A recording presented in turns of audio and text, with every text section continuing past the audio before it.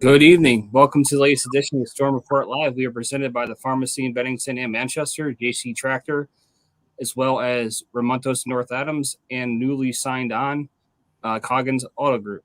Adam, how are you this evening? Jesse, how are you? Doing well. Excellent. Not too bad. Having a good day. Good. So let's get it started. So a couple of I haven't been able to talk today either, so this will be really fun today. I feel you. A couple of different things to promote for the Storm. March 19th, this Saturday at the Canaan Fieldhouse in Canaan, New York, off on Route 22 and 20, right, kind of where that comes off. Workout going on. Get a chance to see guys in action, and just a chance to kind of get everybody under one roof, see what's going on do some drills, some running around, and playing a little football. Yeah, I'm excited. March 19th. Yeah, it's going to be pretty exciting. I mean, I know, especially Jesse in particular, but he's I know he's playing some spring ball, but I'm sure he's ready to kind of get out there and see some of the guys and kind of start putting it all together as he moves towards 2022. But yeah, it should be fun. I mean, it's the first chance for everybody to kind of get together and kind of see what they can do and see where they're at and catch up and hopefully have a good time. So I'm looking forward to that. It's from 12 to 2. So yep, 12 to 2 on Saturday. I'm looking forward to it also. We mentioned this last week, but it's also a good reminder. May 12th is the first official Storm practice. I don't know if it's going to be held at the Lower Willow or if it'll be at the usual Vets Home field, but more to come on that. I don't know what the plan is, but May 12th is the first day officially for Southern Vermont Storm practice. Yeah, I mean, right now I think we're leaning towards probably Lower Willow, but it all depends. I mean, it depends on when the weather is. That field likes to hold a little bit of water, so we might not be able to be there right away. But yeah, man, it's exciting. It's right. Place TBD. Yeah, I don't know. Like, I guess for me as an organization, I like to be at Willow Park because it's more of a open space, open to the public kind of thing. That's kind of why I like it. There's some restrictions to be in there that we don't have at the Vets Home, but one way or the other we'll get it done. We try to stay at the Vets Home for a little while because Jesse can attest of how dusty that place gets in a real big hurry. So absolutely. Yeah, it's exciting, man. And then some league happenings going on in the NEFL. Chris, tell everybody what's happening in the NEFL this week. Yeah, so there's a league meeting this coming Saturday, which obviously conflicts with our workout. I had a call with Tom Turisi today to kind of get the lowdown. For those who don't know, Tom Turisi is the owner of the NEFL, I believe. Is that right? He's the president. President. Okay. I guess you could say I wouldn't say de facto because that kind of maybe isn't the best word to use, but in essence, he's the commissioner. Okay. Yep. To answer Ethan's question, yeah, the practices are open to the public. So you talked to Tom, and so what's going on this Saturday at the league meeting? A lot of good stuff. One of the biggest things, and I know we've talked about this a couple of times, so it shouldn't really be big news to anybody, but we've really kind of revamped how we're going to handle the All-Star process, the voting process, I should say. There's going to be a presentation on that, how exactly that's all going to go down. It's all going to be player based. It's all going to be fellow players voting for fellow players. So we've got to work the bugs out of that. But that's the one thing. Looks like, and I can't get into team names right now because I honestly I was not told all the team names. But it looks like we're going to have 8 teams in AA this year, and looks like we're going to have a similar number in Single A, which doesn't really affect us all that much. But the league is on a, I guess you could say, an uptick, a rebound. I guess you can say. I mean, with the COVID year, 2020, teams folding, teams not being able to put up things, different regulations where you could play, where you couldn't play. Yeah. The fact that, we're kind of getting to the, on the downslope of this pandemic, and, things are starting to bloom back up, for lack of a better word. Yeah, in a positive direction. In a positive way. Right. Yep. Yeah, so it's shaped up to be a good year. We don't know much beyond that. I know there's going to be some conversations as far as what the alignment will look like in terms of divisions. One thing that we did talk about today is I was very clear that we need to make every effort to make sure that that travel is taken into account, because that's very, very important this year for a number of reasons. One of which being the cost of which is going to be to travel. So that was very well received, and I guess there's been conversations about that already. What I mean is, don't worry about who you're playing. Worry about how far you got to go do it. Worrying about how far you have to go to do it, and not worry about anything else, because that's going to be a big driving factor for any team's success or failure. Is if they gotta go here, then go there, but then they have a team in their backyard. But because they're not here, then they're not in that division. So it's really just making sure that we do the right thing to try to kind of keep it compact. This also happens at the high school level as well, where there have been different things about, having the Mount Anthony kids play, have those opponents that are fairly close, as opposed to going all the way up to Burlington.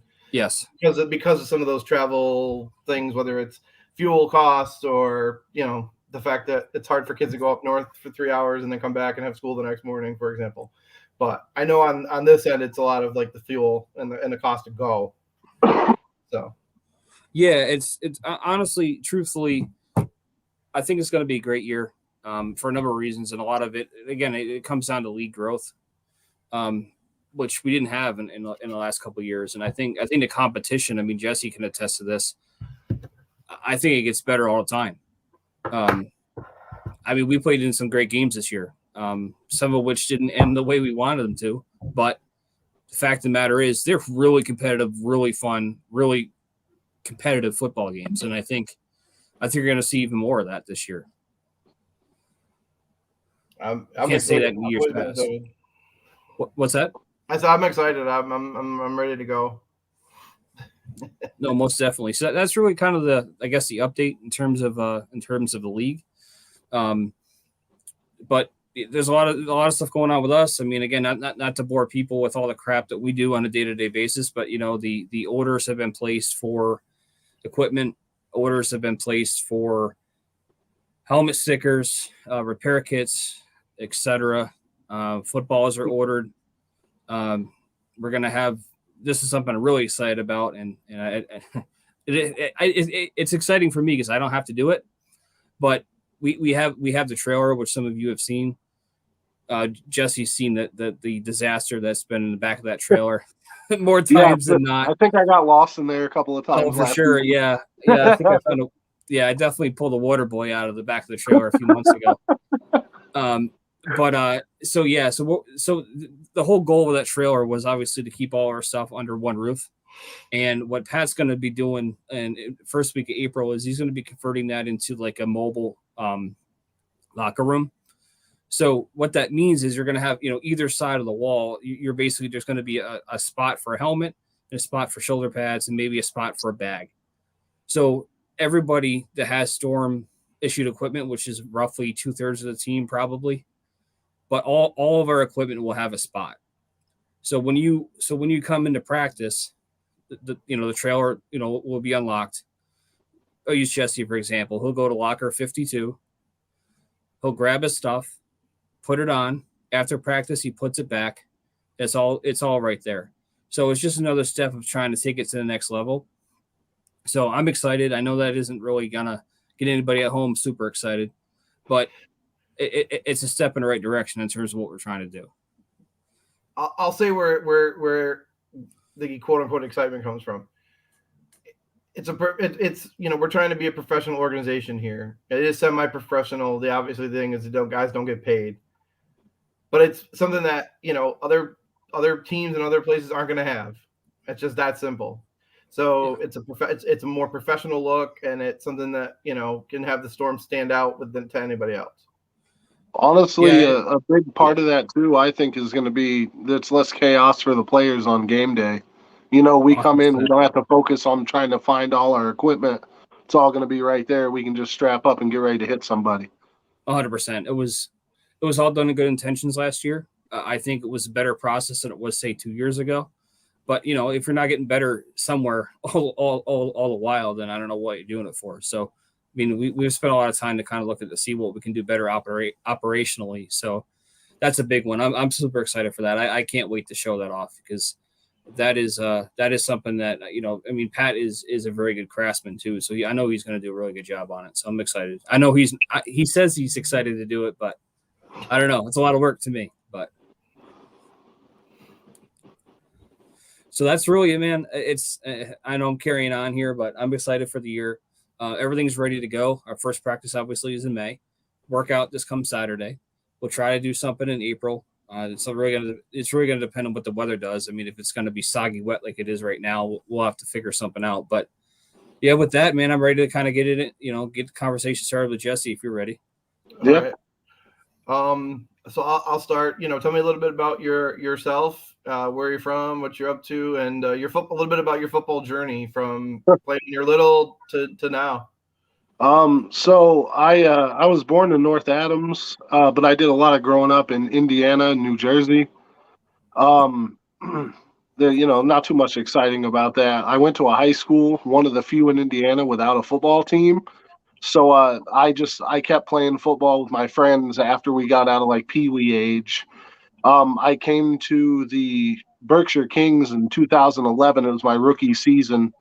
I was 220 pounds soaking wet, trying to play defensive end and left tackle. So that was an adventure. I bounced around here and there. I won a championship in 2013 with Pioneer Valley, the Knights back then. Mm-hmm. And then again bounced around for a while. I've been here since 2019. I really like it here. I like a lot of the guys. And I found a team that was close to home that felt like home. Well, you kind of somewhat answered the question that I was going to ask. I'm going to ask it anyway. What makes us different? What makes it work in your eyes? Honestly, I think it's a lot of different things. Coaches listening to me has always been a big one for me. Not necessarily doing everything that I say because I don't feel like you can really coach like that. But Agreed. if I have a suggestion, I've come up to you on the sidelines and we've talked it over. And some of them we've tried, some of them you've explained to me how that's not going to work. And again, the camaraderie of all the guys. Like last year, for example, Sip, you were there. Last year was honestly one of the toughest years I've ever had. In my personal life. And I've never been on a team that picked me up as much as the guys did this year. Well, I want to say, I guess, thank you, but I don't think it's necessary. Maybe I don't know. It's a weird thing for me to say. I guess one way or the other, but we're here for you, man. I know when it comes to people, it's not as easy as you might think. What I mean is like I truly believe that I genuinely care about each and every one of you, whether you've been on the team or are on the team. I do root for everybody. At the end of the day, and I know we've talked about this ad nauseum going all the way back to 2019, but at the end of the day, nobody's going to remember. I mean, unless you win a bunch of championships or at least win one, which I hope we get a chance to do that together. Yeah. But for the most part, you're only going to have friends and memories from your time playing together. So as far as I'm concerned, you care about the guys that care about you for the most part. So I think it's mutual. I mean, you gotta sometimes you gotta love to be loved. I know that sounds mushy, but it's kind of true though. But football's a brotherhood. I played the 1 year in 2012.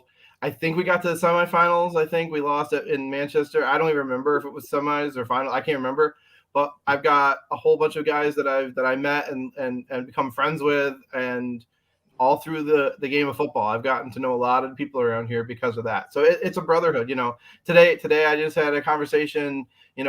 Somebody, a couple of guys are like, hey, I'm struggling today. Like, and you kind of pick them up. Like, hey man, things are good. You'll be all right. I'm here if you need me. I'm a phone call away. Text message away. So it's a brotherhood. So it might be mushy, sure, but that's what football is. A good football team is guys that are with each other, back each other up.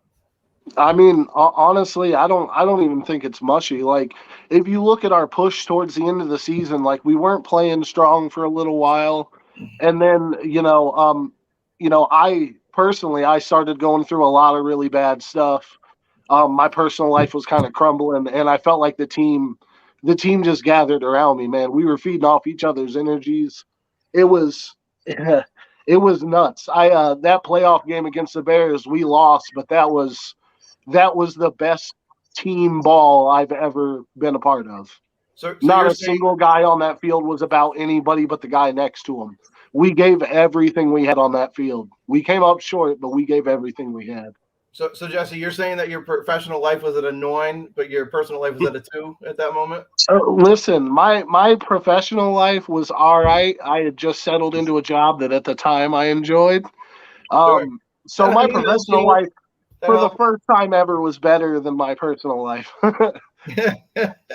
But like you said, football kind of, brought that in, working with guys and being able to deal with whatever personal things you were dealing with, family, whatever, and then being able to come out 2 times a week or 1 time a week, and then on Saturday, and strap them up and let's forget about that for a couple hours and just play football. And so it becomes a gateway to, like, hey, I don't have to think about it for a couple hours. Yeah, and it was great because we used that brotherhood to drive us to push harder than we had. We all came together, and it was something special towards the end of last year, especially. Like, there were games when I would play, I would play as hard as I possibly could, and just emotionally I was drained after the game, and Sip was one of the first ones to come over and pick me up. I had my teammates gathering around me. It was a lot. Yeah, I mean, we're there for each other, man. I think we all, at least in my opinion, at least it should be, I think we all share a certain passion and a love for the game. And if you can't see one of your guys, going through something and you're too busy to acknowledge it, man, that's not being a good teammate. So in the end, I think everybody was just trying to be a good teammate. There is no, magic wand to make everybody feel better. Obviously, it took, and again, I know we're talking about 2 different things, but to say that, our I hate to call it a failure, but sometimes you got to call a spade. But I feel like we talk about this every stinking week, but I guess it's part of the healing process, as they say. But like, that game hurt. It hurt because I know how hard we worked for it, and nothing against the opponent who won. I mean, applaud them for getting it all getting it done. But all the crap he went through, all the challenges, Will blowing his knee out, Johnny coming in and doing everything he can. We basically played 3 different seasons last year. Mm-hmm. And we never quit, and it didn't come with its challenges. It didn't come with, excuse my language, but it didn't come with this. It definitely came with this bullshit too. But at the end of the day, I truly believe, with everything we went through last year and how it ended last year, I think we're going to be better for it. I've said that before in the past and basically just said it, but I truly believe it this time. I see guys working way harder than I've ever seen them work before. There is a level of uncomfortability, which I'm excited about. I believe competition makes everybody better. I intend to push myself this year. I don't intend. I know Adam does.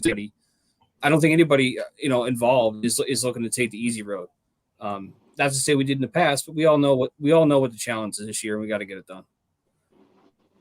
Yeah, it's honestly this off season's been pretty refreshing to me. And this is my 11th year And I'm seeing guys that I watched come into the league as rookies, that are really starting to step up. A big one's a guy you guys just had on recently is Jalen. This kid was tiny coming in. No offense, Jalen, I love you, dog. But like he was tiny coming in, and it's good to see the young people just working as hard as they can to make sure that they're ready to go, and not just for themselves but for their team. These guys aren't just posting in our pages like, hey, I can do more than you. It's I'm doing this. Let's all make sure we're doing stuff. It's always our posts are always accompanied with, I want to see you do just as much, if not better than I do. And I feel like that's the right attitude coming in. And, I know I'm speaking from an old man standpoint at this point, but it's good to see the younger guys coming in and also pushing us old people to improve ourselves. You know what else is really cool? That now that you said that, and I didn't really realize it until you're talking. And Jalen's a prime example of it. It's not just him, but I'm just going to use him as an example because he used his name. But how many times have you seen him post a video of him working out in our group and in our group only? Not on his page. Yep. Not on his Instagram page. He's working in silence for the most part. And I love that. Mm-hmm. Like he's, it's not a bunch of Instagram fluff bullshit that I think we see a lot of. Not the look at me. Yeah, I mean, it's not everybody does that. I mean, there's obviously reasons for it. Prime example is professional athletes. I mean, that's one of the biggest platforms they have, especially if they're unsigned. I mean, I don't hate on it, but there's two ways of doing it. I'm not going to sit here and tell you that one way is right and one way is wrong, but a guy like Jalen is keeping it in house and showed, hey, guys, I'm working. Like, let's face it, okay? Like Jalen either was or should have been or probably can be an all-star last year. I don't know if he was because I don't remember. I don't know that he was.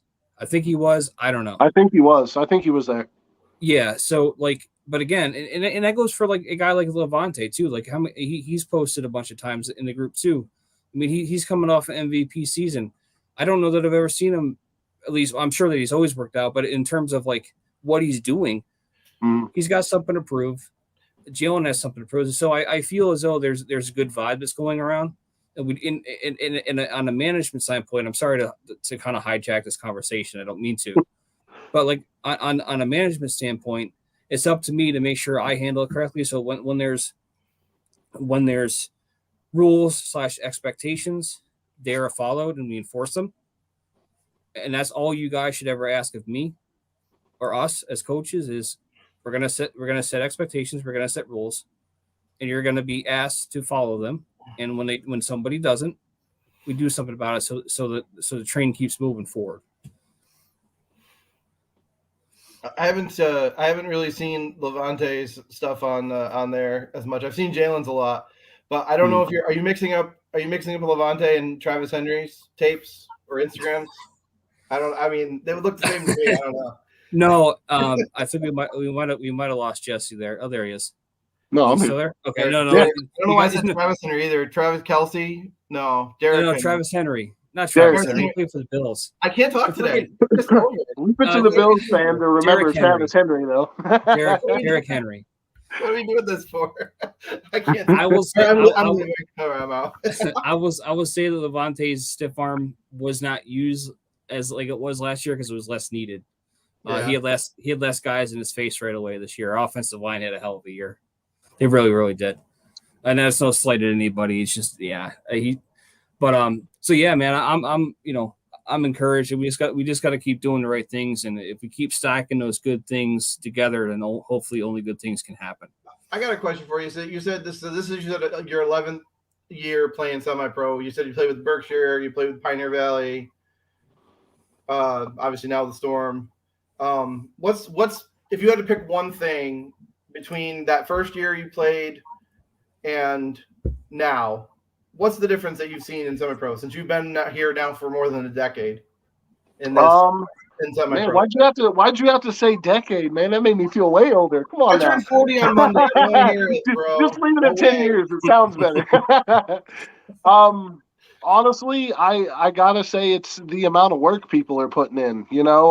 Back when I was in the league, like no offense to the way older guys, but like it seemed like more of a relaxed come in how you are and put in work kind of thing. And it motivates me to keep pushing myself because all these young guys are coming in and putting in killer workouts. And I'm sitting there like, well, damn, I have to match that at least so that way I don't get pushed off the field by the young guys. I've definitely seen an uptick in the work ethic for sure. It's speed too. Honestly, there are so many fast guys on our team. It's ridiculous. Yeah, I know that question was for Jesse, but I feel like even since 2017 to 18, like I feel like, and now I understand that I'm more in the trenches now than I was before, but like I feel like teams work a lot harder in general, like in terms of like trying. Obviously, we're for the most part, I think, well, not everybody, but at least locally, to an extent, we all kind of compete for the same guys, but what I mean by working harder is trying to make their team better, trying to make their organization better. I could point to a couple teams that have done it really well and grown a tremendous amount in a short period of time, and honestly, we're one of them. But that doesn't come without work, and we put in the work because you guys put in the work. So it's I've jokingly said to some people recently, look, I put in the energy. I just ask you guys to try to match the same energy. If we do that, we're going to be just fine. So you said you came to the Storm in 2019. Mm-hmm. What were you like? So did you were you with one of the other Berkshire Kings or any of those, or did you how did that happen that you went from some of those other places to Bennington? All right. So that's a long and complicated story. Give me the cliff notes. The Cliff Notes version, I was on a few teams that folded during the season. Okay.